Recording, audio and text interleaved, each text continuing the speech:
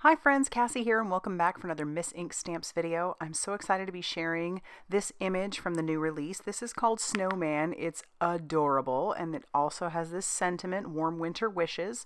We're going to pull in the tiny snowfall stencil. This is a previously released stencil, so let's jump right into it. I'll pull out that stencil and I am going to tack this piece of cardstock that I had from my stash down to the back of it. I have this piece cut down to 4 1/4 by 5 1/2 inches, so that is the full front of an A2 size card. And I am going to pull in some picket fence distress paint. And there are more than one way, there is more than one way to get snowfall through a stencil, but this is one way to do it. You can use paint, and I'm going to use a blender brush. You just want to make sure that if you're using a blender brush with paint, that you clean this off thoroughly as soon as you're done using some warm water or even some soap and water if you're concerned.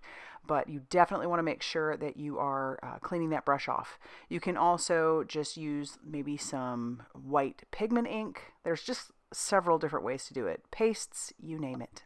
So there it is. I love that stencil. It's so cute and it goes so well with our new snowman image.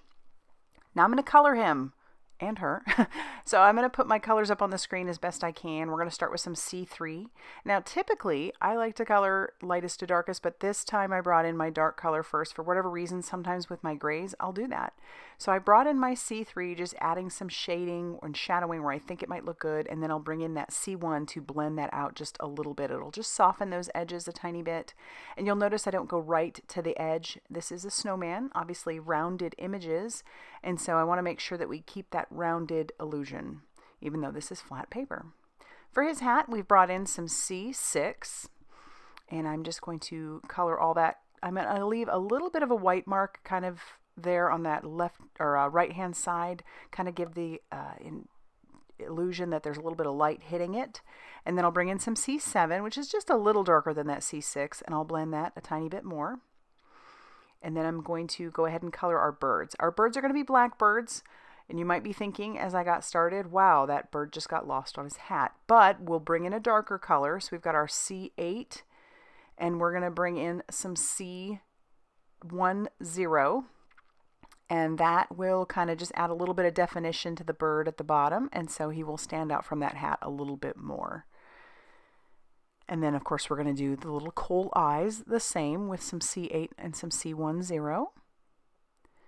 And then we can move on to the rest of our pieces. This is a smaller image, so you could get away with not adding a lot of extra colors. Most of the time, I'm going to bring in 2 color blends. So that was the YR16 and YR18. And then for our berries, we've got some R24.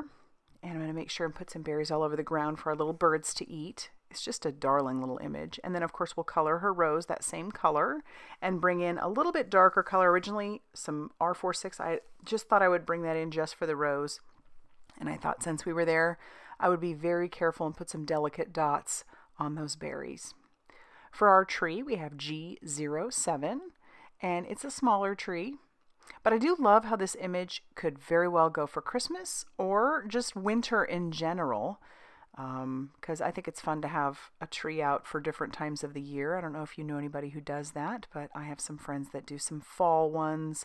I have a Christmas, well, it started out as a Christmas tree, but I just leave the lights on it. It's a wooden flat tree, and I keep that one out well into winter because I love all the lights of the winter.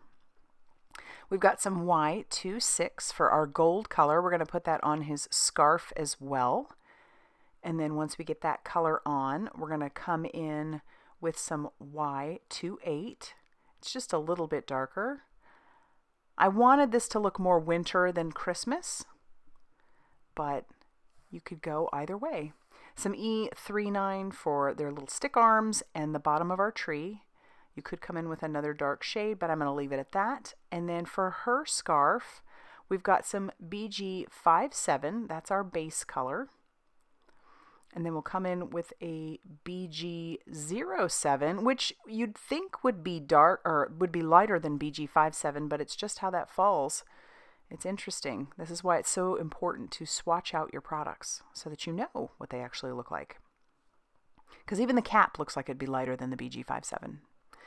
And then I did bring in some C1 to put around their hats, and then also underneath the berries and our birds. And now I'm going to fussy cut around our image, just leaving a nice little white border. In the end, you'll see that it doesn't really matter a whole lot how well I cut that out, because I'm going to bring in a circle of white to go right behind them.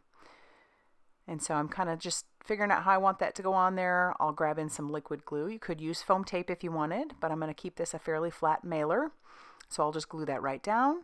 I'm going to trim a little bit of an angle here on the left-hand side of our sentiment. Use my glass mat to line this up and glue that down to the front of our card.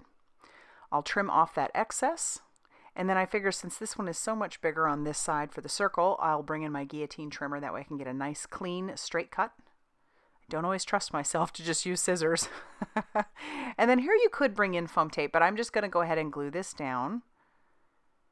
And I decide I want to bring in a little bit of sparkle before we attach this down. So I'm bringing in a Sakura Jelly Roll pen to add a few dots of, well, not highlight, but just some sparkle in some areas on those berries, and then also to add just a few little handmade stars right behind them. I figured that would add a little bit of interest, and it would be nice and subtle so that it wouldn't be like in your face. And so I just add a few dots of that all around them. And then when we're done with that, we need to attach this down to our card base. Our card base is the same color, and that was cut to 5.5 inches by 8.5 inches and scored at 4 1/4. And once this is attached down, that's going to finish off our card for today. So I hope you liked it. It will be available tomorrow, and I'll have it linked down below. If you like this video, be sure to hit that like button and consider subscribing if you haven't already done so. And as always, I'll see you very soon in another video. Bye, everybody.